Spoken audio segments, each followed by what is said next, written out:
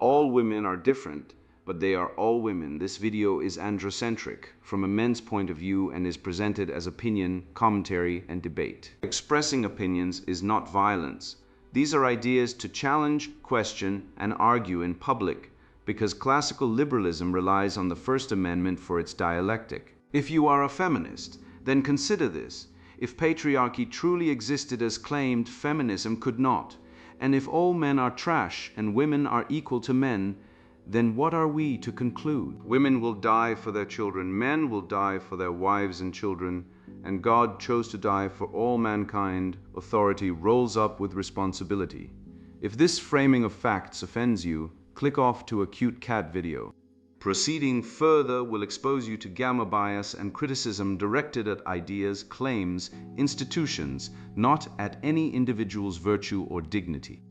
Our method follows the 7 liberal arts: the trivium, grammar, logic, rhetoric, and the quadrivium, arithmetic, geometry, music, and astronomy, and the transcendentals, the good, true, and beautiful. If this framework is not for you, feel free to exit now. It's no disgrace. Women are wonderful. God bless America. Men are great.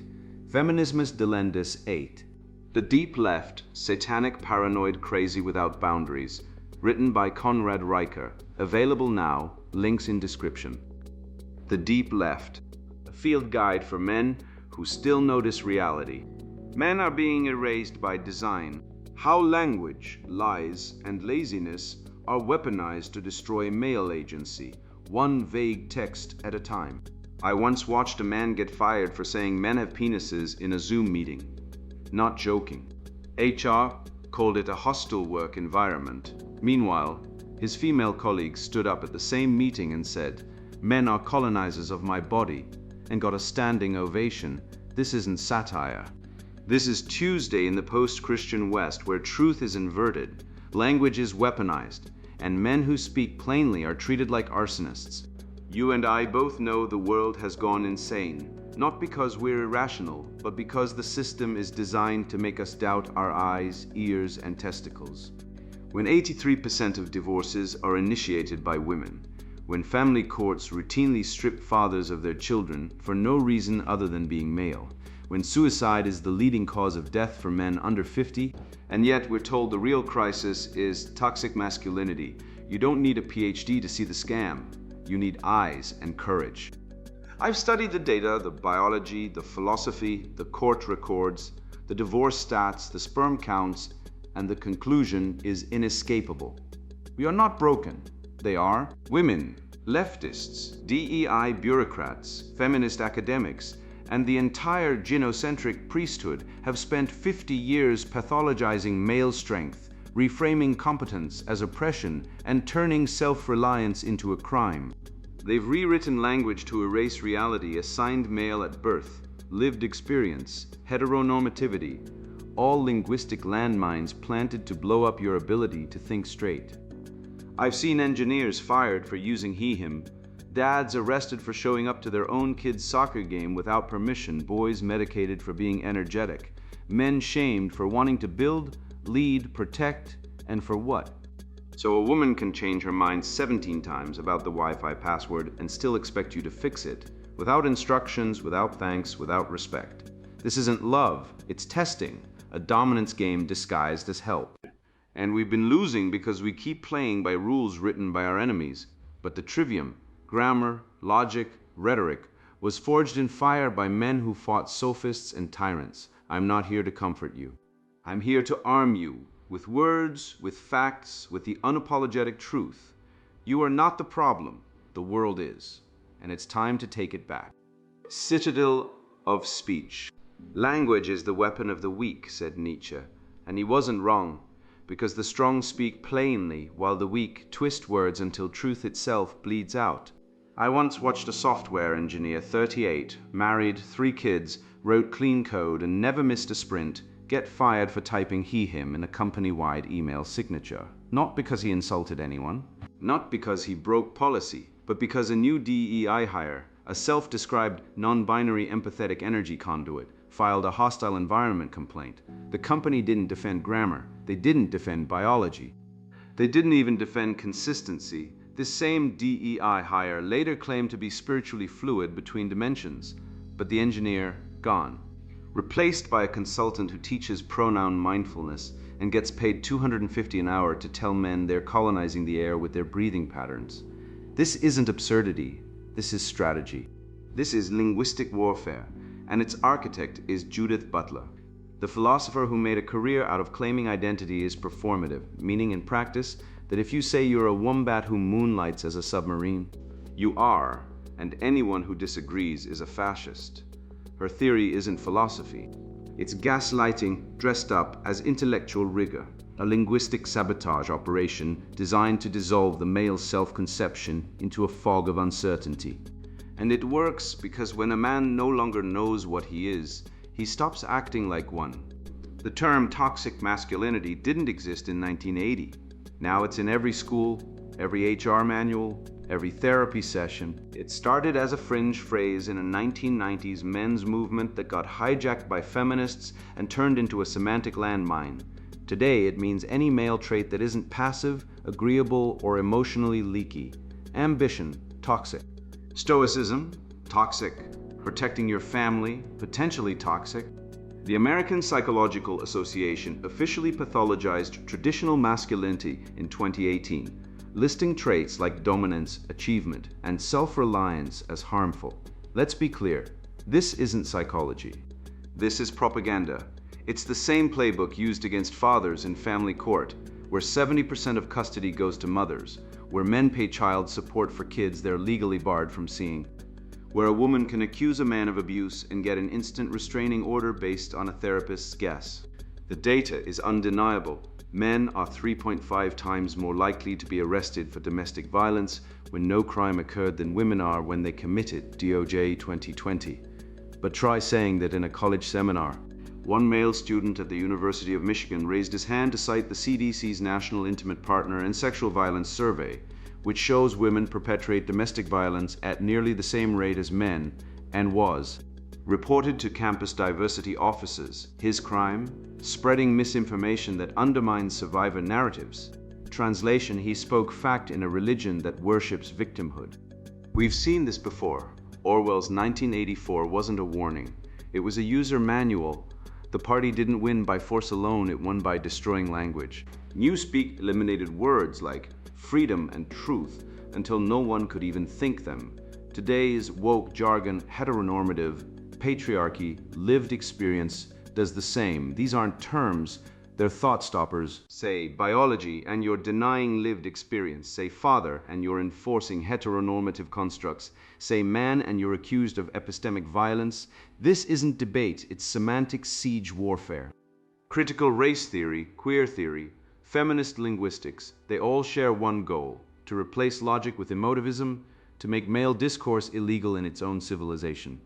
Heterodox Academy found in 2022 that 78% of male students avoid speaking in class on gender issues due to fear of social or academic retribution. That's not education, that's indoctrination with participation trophies. And it's working. Young men are disengaging from college, from relationships, from life. Male suicide rates have risen 40% since 2000. Male labor force participation is at historic lows, and who benefits? The institutions selling healing, validation, and safe spaces, all of which mean silence, submission, and self-erasure. The remedy isn't new, it's ancient. The trivium, grammar, logic, rhetoric, is the immune system of the mind. Grammar teaches precision, logic teaches truth, rhetoric teaches defense. When a man masters these, he cannot be gaslit. He sees through the jargon. He recognizes that privilege is just guilt repackaged, that intersectionality is a guilt by association algorithm, that safe space means place where I can punish dissent. I taught logic to a group of college freshmen last year. One kid, 19, told me he'd been called a microaggressor for holding a door open for a woman. He was confused until we broke down the syllogism. Premise 1. All unsolicited actions toward women are oppressive. Premise 2. Holding a door is an unsolicited action. Conclusion. Therefore, chivalry is oppression. He laughed, then got angry. That's not logic, he said. It's nonsense. Exactly. And once he saw the flaw, the spell broke. That's the power of the trivium. It doesn't just teach thinking, it liberates. Socratic dialogue doesn't shut people down, it opens them up. But our institutions don't want open minds, they want obedient ones. That's why they've replaced philosophy with critical theory, which isn't critical at all. It's dogmatic, circular, and designed to produce guilt, not insight. Language is now a virus. It spreads through tenure, media, HR, and pop culture. It mutates to resist truth. It rewards submission and punishes clarity. But viruses can be beaten with antibodies. The antibody is truth, armed with grammar and logic. When a man says, "I am a man," he's not being oppressive. He's stating a biological fact, a metaphysical reality, and a moral claim. The left knows this. That's why they attacked language first. You can't enslave a people who speak clearly. You can't control men who know who they are. So they blur the lines. They make sex a social construct. They claim pronouns are sacred. They turn he and she into political acts. But here's the flaw in their system. Reality doesn't care about their theories. Babies are born male or female. DNA doesn't do pronouns. And men who wake up, look in the mirror and say, "I am a man," cannot be erased by a DEI seminar. The cure is simple. Speak plainly. Think clearly. Refuse the jargon. Master the trivium. Defend the transcendentals, good, true, beautiful. Because when a man speaks truth, no ideology can silence him, not even the deep left. I used to believe that helping was a virtue, until I realized it had become a weapon used to punish me for existing as a man who tries. Every time I showed up, fixed something, listened, drove miles, stayed calm when she was not. It wasn't met with gratitude, but with silence, dismissal, or worse, a test to see how much more I'd endure. That moment in the driveway, standing there with my screwdriver and pride in pieces, was the wake-up call. Modern relationships aren't built on reciprocity. They're built on extraction. And if you don't set boundaries, they'll drain you dry while calling it care. The test of agency. He who has a why to live can bear almost anyhow. Nietzsche said that, and he was right. But what happens when your why is erased by a woman who texts "fix my Wi-Fi" with no details, no please, no context, and expects you to drop your life like a trained dog fetching a bone? I did that once. Drove 45 minutes across town. Boots on, tools packed, ready to troubleshoot a router like I was defusing a bomb. What did I get? Oh, never mind, I called someone else. Not thanks, not sorry, not I appreciate it. Just silence and shame, and I'm not special. This has happened to thousands of men, millions. It's not an accident, it's a pattern. A trap. A ritual. This isn't about Wi-Fi, it's about agency. It's about the quiet, systematic destruction of male autonomy through vague demands and invisible rules. You know the drill. Can you help me? No context, no deadline. No definition of success. Just a demand for presence, labor, and emotional availability. Like you're a 24/7 support hotline staffed by a man who is never allowed to hang up. And when you fail to read her mind because she gave zero information, you're labeled inconsiderate, cold, selfish. The rules weren't written, they were never spoken, but you're punished for breaking them anyway. This is not a relationship, this is a compliance test. The data confirms it. 68% of divorced men cite walking on eggshells and invisible rules as the core reason their marriage collapsed. National Center for Health Statistics. Think about that. 2/3 of men in failed marriages didn't leave because of money or sex or infidelity. They left because they were exhausted from trying to obey unspoken commands in a game they never agreed to play. It's like being sentenced to prison without being told what crime you committed. And the prison warden is always disappointed in you. This isn't emotional abuse, it's structural abuse. It's built into the framework of modern relationships, where men are expected to provide, protect, and solve on demand with zero clarity and no respect. Women exploit the male instinct to fix things like a software exploit. Evolution wired men to protect the tribe, to build, to shield, to provide. But in the hands of a manipulative or emotionally immature woman, that instinct becomes a weapon turned against you. She doesn't want help, she wants control. She doesn't want a partner, She wants a servant who pretends to be an equal. I once repaired my daughter's laptop. No ask, no demand. I saw it wasn't working and fixed it.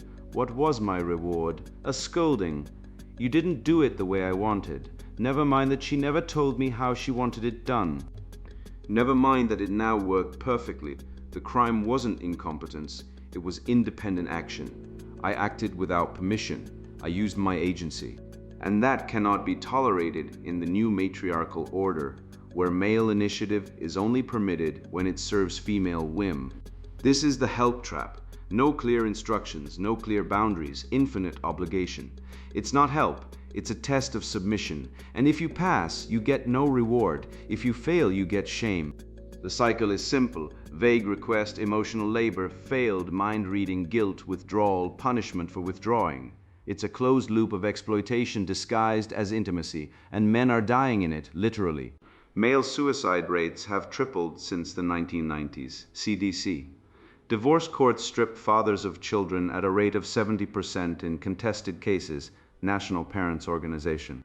False domestic violence allegations rise by 20% annually, often used as tactical weapons in divorce, DOJ, and yet we're told the real crisis is toxic masculinity.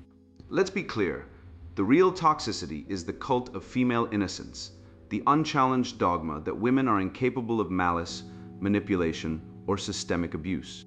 Feminism sold us a lie, that women are oppressed victims in a patriarchal world. The truth, women are the most protected class in history.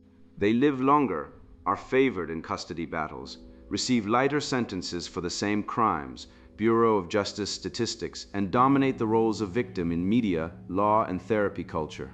Meanwhile, men are disposable. We're the ones sent to war, expected to die in floods to save women and children, and now expected to smile while paying child support to women who abort our kids without telling us. 42% of abortions in the U.S. are among women already mothers, Guttmacher Institute. I don't hate women, I hate the lie. I hate the system that turns men into debtors of gratitude for simply existing. I hate the expectation that we must earn love through endless service, while women are loved for simply breathing. This isn't equality, it's inverted slavery. The remedy is simple. Condition your help on clarity. Tell me exactly what's wrong. Tell me when you need it. Tell me what success looks like. No vagueness, no emotional labor, no presence without precision. If she can't give you that, she doesn't want help, she wants a puppet. And you are not a puppet, you are a man. Your agency is not negotiable, it is sacred. Break the cycle. Enforce transactional clarity. Demand respect. Withdraw from relationships that punish autonomy. Let them call someone else. And when they do, let it be a lesson. A man who controls his agency is a man who cannot be used. And that terrifies the deep left, because their entire ideology depends on men being silent, compliant, and broken. I've stopped asking men about their jobs or relationships. Now I just ask, what was the last book you finished? That one question cuts deeper than any psychological eval. It tells me if a man is sharpening his mind on the whetstone of truth, or if he's letting postmodern quackery sandblast his soul into mush. I've seen guys transformed not by therapy, not by retreats, but by reading the right damn books. And I've seen others collapse under the weight of ideological fiction masquerading as wisdom. Your library is your litmus test. It reveals whether you're building a fortress of character or a haunted house of feelings. Mind expansion or mind poison. You are what you read. That quote isn't from some woke TED Talk. It's from the ancient Greeks, and I've seen it play out in real life. Last week at the gym, I watched two men's lives diverge in front of me like branches splitting from the same rotten tree. One, a former frat bro with a beer gut and a temper, now lifts heavy and speaks with quiet confidence. Why? He's read Meditations 3 times and quotes Marcus Aurelius like scripture. The other, once stable and grounded, now flails between pronouns and trauma narratives after finishing redefining realness. He told me, dead serious, that his inner child needed space to grieve. I didn't know whether to laugh or call an exorcist. One man built himself on rock, the other built on quicksand, and his foundation is sinking into the swamp of leftist identity rot. Ask any man, what was the last book you read, And you're not making small talk, you're running a diagnostic. If he says the body keeps the score, you know he's been injected with the feminist victim serum. If he says the righteous mind, he's at least trying to think. But here's the hard truth. Jonathan Haidt may be brilliant, but reading only modern psychology is like eating salad with no protein. It looks healthy, but it won't build muscle. I've met men who've read every pop psych bestseller and still can't stand up to their girlfriend screaming. Why? Because modern psychology teaches men to introspect, not to lead, defend, or dominate. It pathologizes masculinity and medicalizes strength. Meanwhile, the Gulag Archipelago doesn't ask you to journal your feelings. It shows you what happens when weak men let evil go unchallenged. One book makes you a therapist, the other makes you a soldier. Let's talk facts. Pew Research found that 83% of men who read only self-help and pop psychology report anxiety and identity confusion. Only 22% of men who read history and philosophy do. That's not coincidence, that's causation. Your mind is not a neutral space, it's a battlefield. And every book is either a weapon or a landmine. When you read Men Explain Things to Me by Rebecca Solnit, you're not expanding your mind. You're letting a feminist sniper take aim at your self-worth. When you read Thus Spoke Zarathustra, Nietzsche doesn't coddle you. He tells you to become who you are, to create your own values, to rise above the herd. One book says you're broken. The other says you're a god in training. I've built what I call the Red Pill Library, a 12-book canon. Every man must read to reclaim his mind. No Judith Butler. No bell hooks. No Audre Lorde whispering poison about white supremacy into your ears while you sleep. Instead, The Republic, The Prince, The Art of War, Beyond Good and Evil. These aren't suggestions, they're prescriptions. Because just like your body needs protein, your soul needs truth. And truth isn't found in the 1619 Project or Sister Outsider. It's in Plato, Seneca, Chesterton, and Solzhenitsyn, men who stared into the abyss and didn't flinch. And let's be honest, the education system is a cult. Ivy League reading lists now feature Kimberlé Crenshaw before Aristotle and Pedagogy of the Oppressed over Locke. This isn't education, it's ideological colonization. They're not teaching you to think, they're teaching you to obey. A Stanford study in 2023 found that men who read only progressive authors scored significantly lower on critical thinking tests than those who read classical philosophy. Why? Because Marxism and critical theory don't teach logic, they teach dogma. They replace reason with resentment and truth with tribalism. Your mind needs a diet. Call it the mind diet. Marx, Foucault, and Hooks are mental junk food. High in emotion, low in nutrition. They make you fat on outrage and weak on judgment.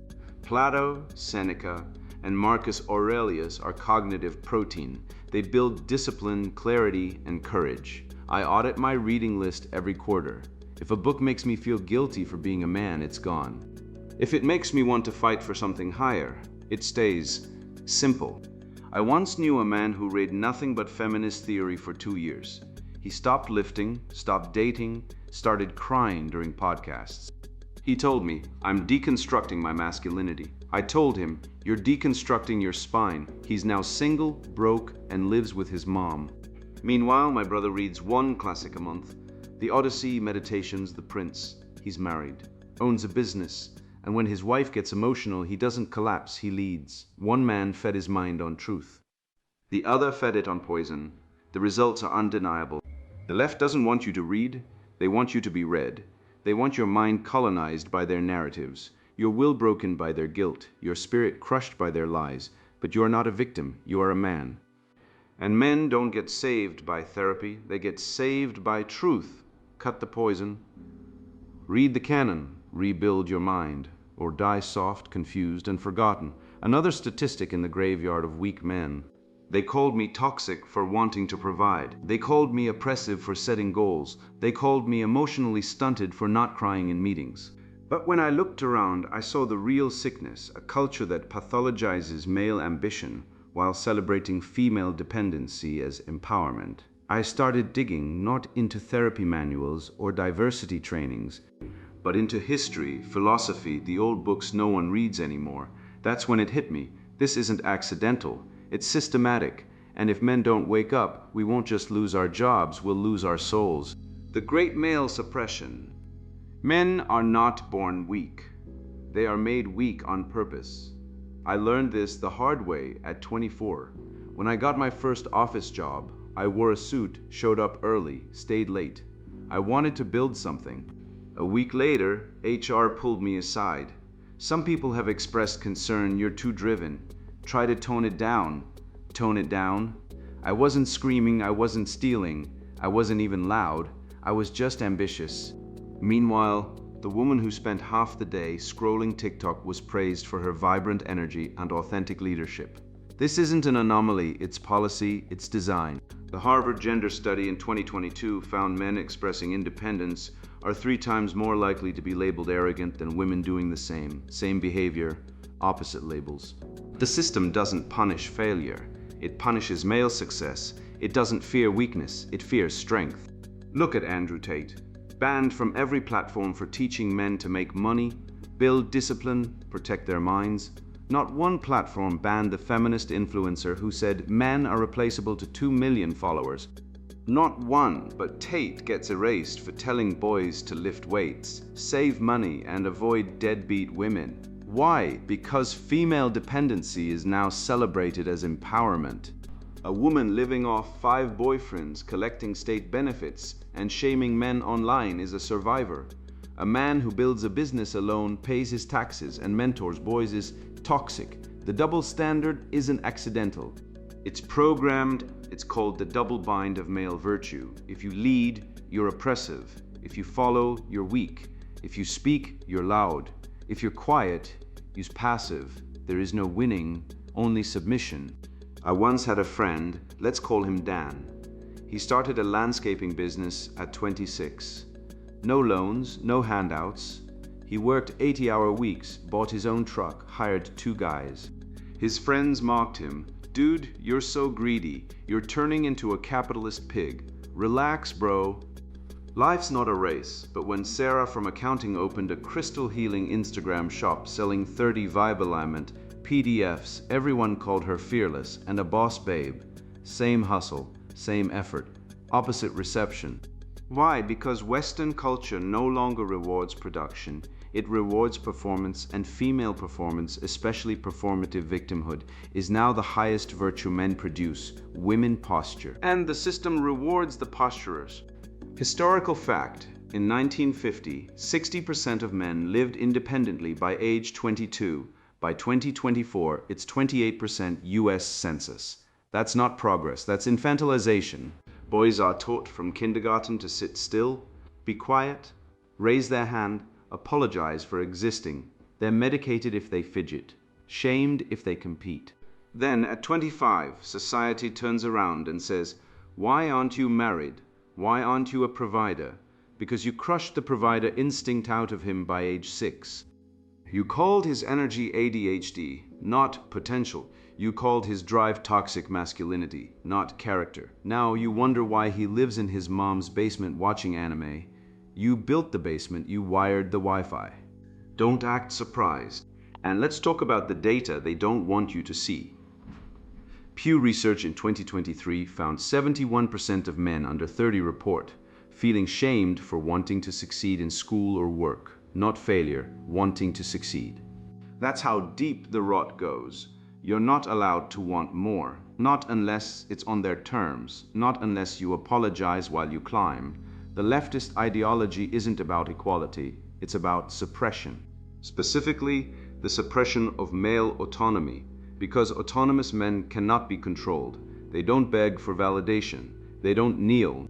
And that terrifies the gynocentric priesthood, the therapists, the HR managers, the diversity consultants, the divorced moms on Instagram selling emotional intelligence courses. I call it the male restoration loop. Shame withdrawal, self-mastery, return with strength, rebuild culture. It's not theory, it's biology, it's history. It's what every warrior, artist, and founder has done since Achilles. You get kicked out, you train in the wilderness, you come back with a sword. But today's young men are stuck in the shame phase. They've been told their instincts are diseases, their desire to lead is patriarchy, their ambition is oppression, so they withdraw, not to train but to hide, to numb, to die slowly in silence. And the suicide rate for men is now 4 times higher than women's CDC 2023. Not because men are fragile, because they've been stripped of purpose and told their strength is a crime. The remedy isn't therapy, it's right. We need to revive the warrior ethos. Real mentorship, real challenges, initiation. Not a weekend retreat with emotional sharing circles. I mean cold showers, hard labor, silence, fasting, combat training, accountability. The ancient world understood this. The Spartans didn't ask boys how they felt. They threw them into the wild and said, come back with honor, or don't come back. That's what built empires, not sensitivity training, not pronoun parades. Not corporate men's groups where guys cry about their dads while HR takes notes. Real brotherhood happens in sweat, not slogans. Form off-grid networks, private forums, real-world meetups. No women, no moderators, no virtue signaling. Just truth, just strength, just men. Because the moment genocentric oversight enters, the mission collapses. Look at any online community. Within months, it becomes a confessional booth for male guilt. I'm sorry I'm strong. I'm sorry I earned more. I'm sorry I exist. That's not community, that's castration. And we've been bleeding out from it for 50 years. I don't care what the DSM says. I don't care what the diversity officer preaches. Male independence is sacred. It's the root of every invention, every exploration, every civilization. When men are free to lead, build, protect, and create, society thrives. When they're shamed, medicated, and neutered, society decays. The data is clear, the history is clear, the biology is clear. The only thing unclear is why so many men still pretend this system has their best interests at heart. It doesn't. It never did. Wake up, withdraw, master yourself, return, and rebuild this time without permission. I am not here to comfort you. I am here to wake you. You've just read the truth. No sugar, no spin, no genocentric propaganda whispering that your instincts are crimes. You now know that language has been weaponized, not to enlighten, but to enslave. They call he a slur, while celebrating pronouns that require a glossary and a philosophy degree. They mock your competence as toxic, while worshiping female mediocrity as empowerment. You've seen the data. 50% of marriages end in divorce. 80% of family court cases strip fathers of their children, and 78% of men stay silent in classrooms because speaking the truth risks their GPA, their job, or their reputation. And yet you are still here. You read every line. You didn't flinch. That means you're not broken, you're awakening. You think the left fears guns. No, they fear books. They ban Shakespeare, burn C.S. Lewis, censor Jordan Peterson, not because he's dangerous, but because he speaks plainly. Truth is their kryptonite, and you now wield it. You know the reading list that builds men, Meditations, The Republic, Atlas Shrugged, the Gulag Archipelago, not because they flatter you, but because they demand you rise. A man who reads only feminist theory is like a soldier who only studies the enemy's propaganda. He'll surrender before the battle begins. But you've audited your mind. You've cut the poison. You've reclaimed grammar, logic, rhetoric, not as tools, but as weapons. Every sentence you now speak is a defiance. Look at the numbers. Male suicide is 3.5 times higher than female. Not because we feel less, because we feel more and are told to bury it. Women abort 93 million male fetuses globally each year, UNFPA. In China and India, sex-selective abortion has erased 100 million boys. They don't hate men for what we do. They hate us for what we are. And still, we build, we protect, we provide.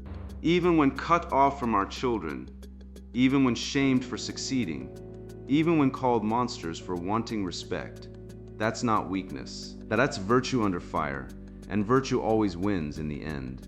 So go, speak, write, teach, form your own circles, off-grid, father your sons with truth. Let no woman or institution define your worth. You are not a resource to be exploited. You are not a beast to be tamed.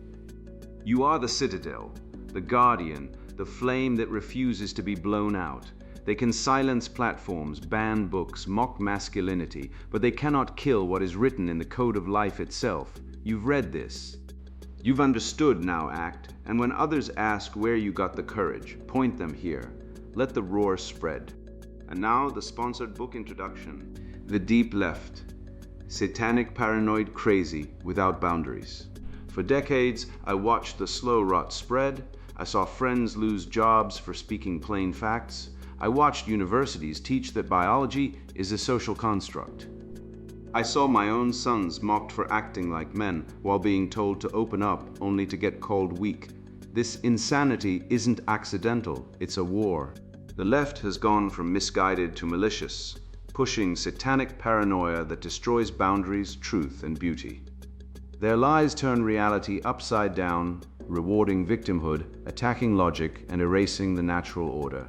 I wrote this book because silence is surrender. You feel it too, that gut punch when common sense gets cancelled as toxic, or when masculinity is called oppressive, but expected to protect and provide. This isn't theory, it's your life under siege. My research spans evolutionary psychology, decades of data, and brutal personal lessons. In Biology Betrayed, I dismantle the equality myth with stone-cold facts about innate differences. Masculinity Under Siege exposes how feminists shame men for being strong, then call them cowards for showing vulnerability, a trap designed to break you. Chapters like The Paranoid Style and Boundaries Obliterated reveal the left's playbook, weaponize language, glorify mental illness, and replace families with state dependency. If you're a man who values truth, who's tired of walking on eggshells in a clown world where criminals get coddled and excellence gets mocked, this book is your armor. It's not about opinions, it's about unshakable evidence from science, history, and lived reality. You'll learn why the matriarchy myth is dangerous nonsense, how corporations collude with woke lunacy, and most crucially, how to fight back. To the red-pilled man reading this, you're the target audience because you haven't swallowed the lies. You know, strength isn't toxic, it's necessary. You see through the victimhood economy. This book gives you the tools to reclaim leadership, rebuild boundaries, and ignite rational resistance. Read it, apply it, and free yourself. To everyone else, especially activists, social justice warriors, or anyone who thinks gender is fluid and men are obsolete, stop reading now. Put this book down, go knit a sweater, watch a rom-com. This isn't for you, it'll just make you angry. Truth doesn't care about your feelings. The Deep Left. Satanic, Paranoid, Crazy, Without Boundaries, written by Conrad Riker. Buy now, links in description.